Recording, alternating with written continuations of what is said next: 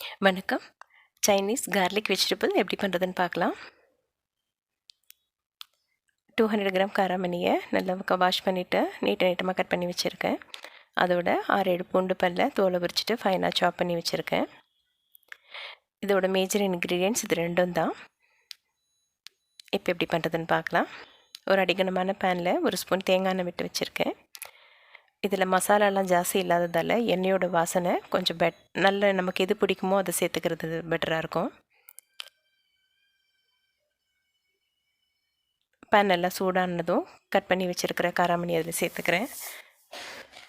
இது நார்மலாக deep fry பண்ணி எடுத்துகிட்டு அதுக்கப்புறமா மசாலா போட்டு தாளிச்சுப்பாங்க. இல்லைனா கொதிக்கிற தண்ணியில் இதை காய்கறிகளை போட்டு ஒரு பாதி வெந்ததுக்கப்புறம் வடிகட்டி எடுத்துகிட்டு மறுபடியும் இந்த ஸ்டிர் ஃப்ரைக்கு கொண்டு வருவாங்க. நான் அது ரெண்டுமே பண்ணுறதில்ல.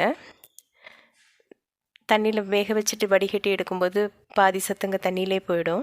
டீப் ஃப்ரை பண்ணாலும் அதில் இருக்க சத்துங்கள்லாம் அழிஞ்சிடும். அதனால் நான் இந்த மாதிரி தவா ஃப்ரை தான் பண்ணிக்கிறேன்.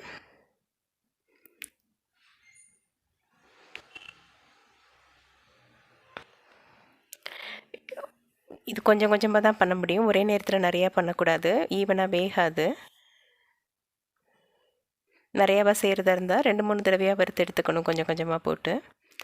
இது ஒரு 2 நிமிஷம் ஆயிருக்கு. ஆஃப் குக் ஆகிடுச்சு. காய் எவ்வளோ பிஞ்சாக எடுத்துக்கிறோமோ எவ்வளோ ஃப்ரெஷ்ஷாக இருக்குதோ அதை பொறுத்து சீக்கிரம் வெந்துடும்.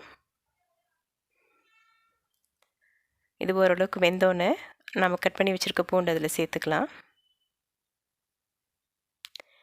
ரெண்டுத்தையும் சேர்த்து நல்லா இன்னும் ஒரு 2 நிமிஷம் வறுத்து எடுத்துகிட்டு உப்பு மிளகு தூளும் போட்டுட்டு இறக்கிட வேண்டியது தான். இதுதான் பேசிக் லெவல் வெஜிடபிள். அதுக்கப்புறம் நமக்கு இஷ்டப்படி சீசனிங் பண்ணிக்கலாம்.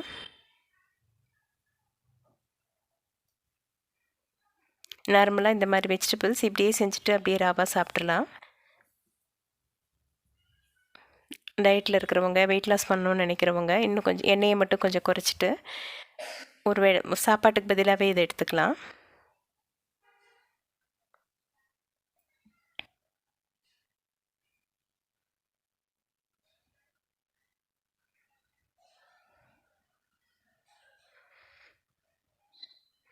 இது ரொம்ப ஃபுல்லாக வெந்துடக்கூடாது.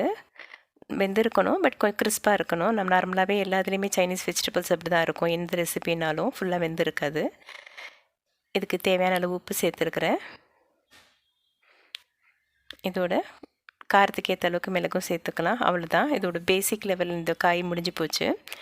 உப்பும் மிளகும் நல்லா எல்லா இடத்துலையும் படுற மாதிரி கிண்டி விட்டுட்டு பிளேட்டுக்கு எடுத்துடலாம். அதுக்கப்புறம் அதுக்கு மேலே விருப்பப்பட்டு ட்ரெஸ்ஸிங் பண்ணிக்கலாம். இது அப்படியே அதுக்கு மேலே கொஞ்சம் எள்ளு தூவிட்டு இல்லை பிளாக் சீட்ஸ் தூவிட்டு அப்படியே எடுத்துக்கலாம்.